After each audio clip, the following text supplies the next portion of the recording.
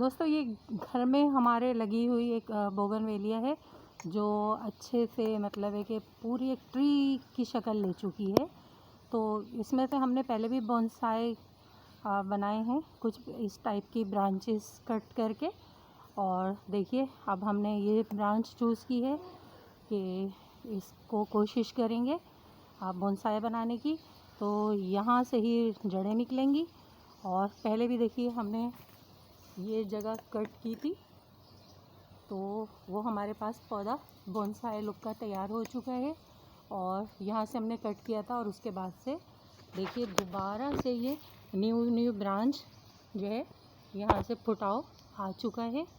ये तो यहाँ से ही फिर फुटाव आएगा। तो अब क्या करते हैं कि हम इसको कट करते हैं और कोशिश करते हैं इसको बोनसाई बनाने की। आगे चल के हम आपको बताएंगे कि हमें कौन कौन से तरीक़ों से इसकी केयर करना है।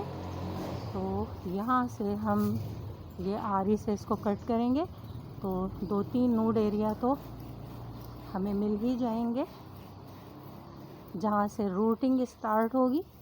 तो बाकी कट करके आपको दिखाते हैं।